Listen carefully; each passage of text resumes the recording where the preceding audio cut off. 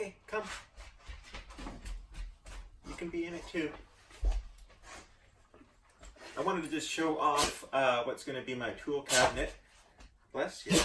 Bless you. I initially had in my plans, I had a floor-to-ceiling tool cabinet made out of wood. It's going to be rather shallow, but with bifold doors. A fairly conventional setup. And those are great. Those are nice in that a lot of the product or a lot of your tools are sitting out sort of in the open. It's just a grab and go. There's not drawers, so it's a little bit quicker. So that is a trade-off. But the value of this is a 52-inch Husky toolbox, and the value of it at about $400, and that's Canadian, so about 300 US. It's just incredible. It's just, I don't know how they build it for that, but it's fantastic that they do. I probably was going to spend that much money in my drawer hardware and materials to build the floor-to-ceiling unit. And I'm at a point where I really need to get a lot of my hand tools out of storage. And I've been just working with a very bare select few because right now I don't have anywhere to put them aside from on my bench, and I don't really want to clutter things up worse than I have to. I went with the Husky name brand instead of, I was looking at a couple others. International is another good one. It's a good value. But I went with Husky because I believe it gives the best value as to what's out there right now.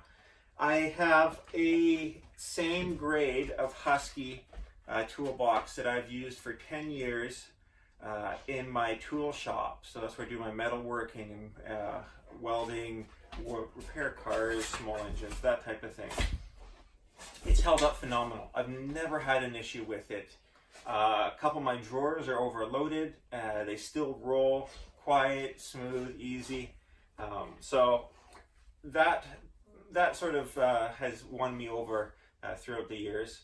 So I had no issues with going with a Husky name brand, and it's still better than sort of the baseline of Craftsman or some of those ones that have friction slides and stuff. That type of thing gets old pretty quick. But hey, if you have it and it works for you, great. I'm not judging by any means. But I've found that some of the larger drawers, especially like the top one, they start to get heavy when you start putting in. You know, this thing's going to hold multiple planes and chisels and the things I'm going to go to the most. And one of the reasons that I really liked this setup is if you look underneath here, there's actually an intermediate drawer slide right under the middle. And it's the first time I've seen that on a box. That may be a common practice, I'm not sure, but I really like that. You know, I have no doubt that this drawer will hold 100 pounds with that slide in place. Also, this top drawer is deeper than what some of the other boxes offer. You know, this drawer is approximately 4 inches deep, 3.5, somewhere in there. And a lot of the other boxes offer maybe a 2-inch deep drawer on the top. It's great for screwdrivers, low profile sockets, that type of thing. Works in a mechanic setup. But for us with woodworking, with planes that are 3+ inches wide, and the planes will be laying on their side, but they still can get fairly tall. You put something like a rabbit plane in here, something like a plane with an adjustable fence, for example, on it. Those, you know, there's no way to sort of like a skew dado.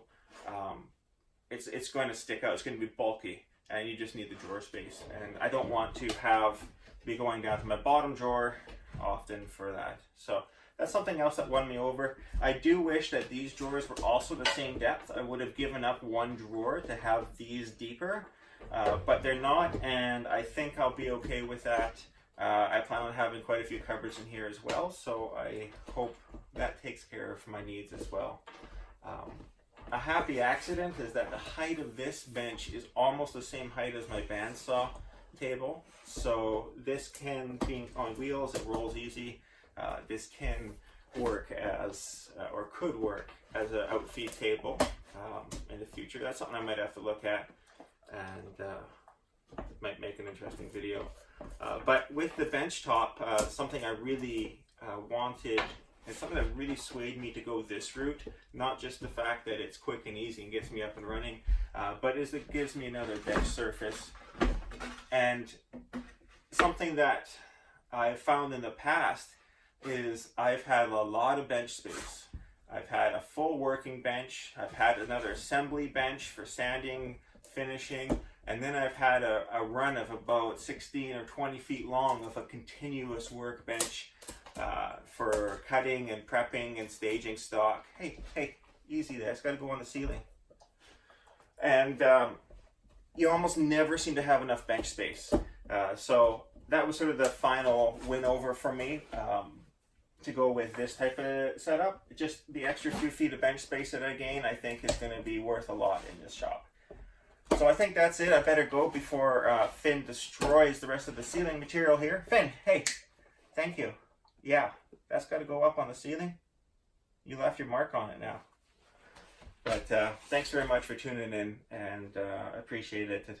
It's sort of a humble, small venture shop here, but I think I'll make a good hobby space. And in a future video, I'm going to talk about why I went with a container and some of the challenges I faced with it, but also some of the benefits, the pros to going with the container setup. And in short, I would do it again. You know, especially now that I've got to the sort of the working stage where everything's framed in. All right, you guys have yourself a great day. Keep on woodworking.